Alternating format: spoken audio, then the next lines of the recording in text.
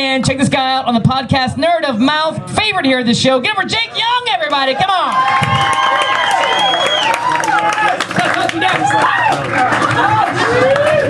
Hey guys, how's it going? Every time I do that, you keep wrestling to freedom. Just let it happen. Accept my weird love. How's it going? I'm the fat, ugly guy Bonnie was talking about. I'm not gonna lie. I've been making progress. I've been working out. I've been watching what I eat. I recently found out I've gone down a size from a 3XL to a 2XL. Yeah. Some of you aren't excited for me because you realized that means I'm still 2 sizes larger than what clothing manufacturers thought the largest human being on Earth could possibly be. Hey Jeff, how big do people get? This big? Yeah, that big. No bigger. I realized I had to lose weight this summer when I went to Six Flags Great Adventure, and I waited for hours to get on this Superman Man of Steel roller coaster. And it is an amazing human achievement. You sit down in the plastic chair, they lock you in with a shoulder harness, and the whole ride leans you forward like you're Superman about to take flight, or butt stuff. I don't know why this is flight, according to Six Flags. But I waited for hours. I finally sat down in the plastic chair. I lower the harness, and it won't click shut. I'm just like kind of barrel boob chested. It just won't click. And I'm like, oh, that's weird. Then the floor lowers, and sirens start going off. And I realize, oh shit, bananas. This thing is about to launch me at 70 miles per hour. At which point I will plummet to the harsh, unfeeling New Jersey concrete, traumatizing a generation of children. And I was getting scared, and I was getting like weird. Like if I had summoned, like, listen, I could either plummet to my death just then, or if I summoned great courage, I could leap out of my chair and go, "Stop the ride! I'm too fat." And that's a really difficult choice. The more I thought about it, the angrier I got. I was like, wait a minute. You built a theme park ride in New Jersey based on a comic book, and you didn't think fat dudes would want to ride on it? Fuck you, Six Flags. I'm dying for a cause. And as soon as I had steeled myself, a Six Flags employee made one last safety check. In my memory, his name was Rudy, but that's impossible because nobody's name is Rudy. But he knew exactly what was happening. He looked down at me and just went like, "Oh, hey man, I'm going to need you to take a deep breath." And I went, "Oh, okay." And with all of his strength, he grabbed the harness and wham! Goosh! Click! And the ride went. I have no memory of it because I blacked out immediately. The point is that Six Flags had planned for chubby riders, and their solution was, let's just punch them into place. That'll save us at least $1,000 in chair renovation costs. Good news, Rudy. We've got your application in. You're our new nerd smusher. Like, that's their job. Is just fucking prying America into these chairs. It's not all like a pity party though. I've been dating a girl and it's going pretty well. Here's the thing what makes it beautiful. We're equally broke. There's nothing to prove, there's no showmanship, it's just I appreciate you, you appreciate me, we're both pieces of garbage, let's spend some time together.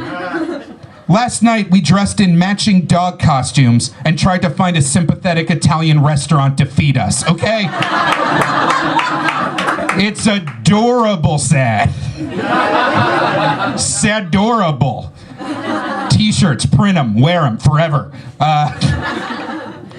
I'm living in Bushwick, Brooklyn, and that's right on the corner of Organic Cafe and Pawn Shop. It's a good place. It's weird living in Brooklyn as part of the gentrification shock troops, because there's this like Brooklyn attitude that doesn't gel with the new population. I was walking through Williamsburg and I saw a T-shirt and in a window, and it said, "Brooklyn, where only the strong survive." Any New Yorker will tell you that the problem with that T-shirt is that it's hanging in Williamsburg, where physical strength has not mattered at all since 1997. Last time I was on Bedford Avenue, I saw a man in a Rainbow Bright T-shirt ride a sustainable unicycle made of bamboo. If I was in charge of the T-shirt company, it would probably say something along the lines of, "Brooklyn, where only the strong survive, but effeminate pansies do pretty okay for themselves, all things considered." I understand it's a graphic design nightmare. I'm not made of T-shirts. I was playing an anime convention. That's true. I did it for the Nookie. Which at anime conventions means a sex act far grosser than what you're thinking of. But here's the thing. It was a convention center in Virginia Beach, and they double booked it. And on one side of the convention center was the anime convention, which is like kids in costumes and guys that look exactly like me, and women that look exactly like me. And on the other side was the Marine Formal.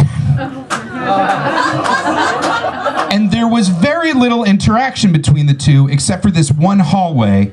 And I got to witness this because it was all the Marines and their dates like lining up to enter the ballroom. And you know, they had the epaulets and the hat and the sword, and the dates were all wearing these gorgeous ball gowns.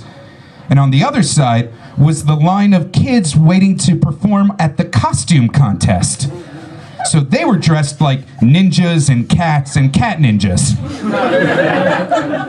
Cat ninja, of course, is its own respected gender in the East.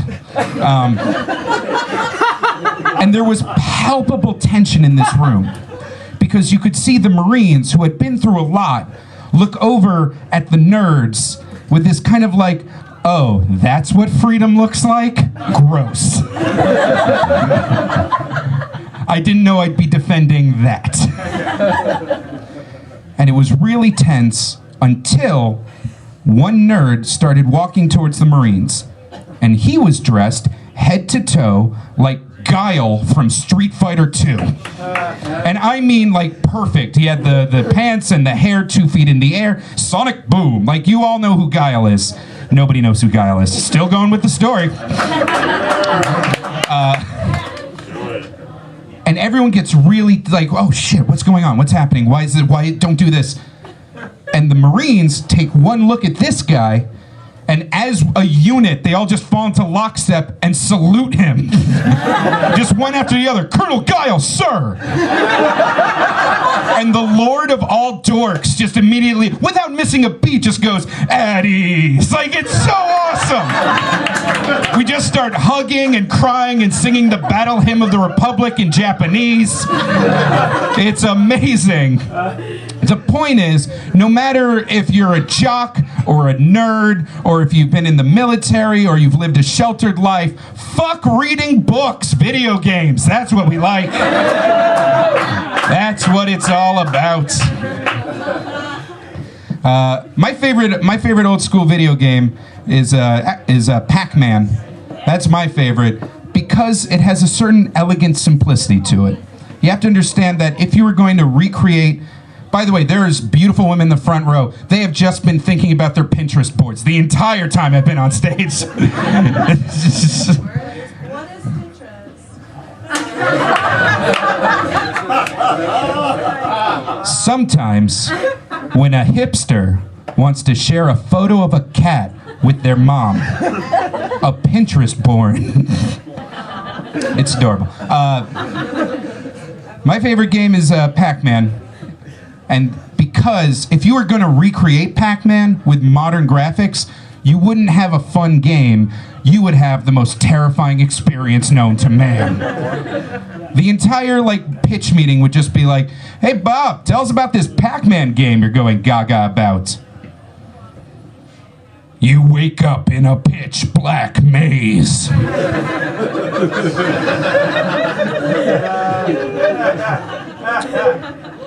That's spooky. How do I get out of the maze? You never get out. What am I supposed to do then? You just eat. What happens if I don't eat? Ghosts murder you. Sweet Jesus, how do I win? You ignorant prick.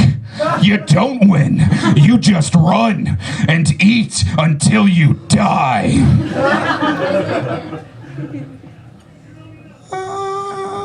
In the sequel, you're a chick.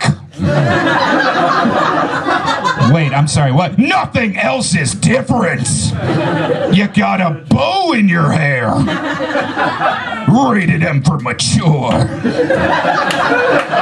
Thank you guys so much.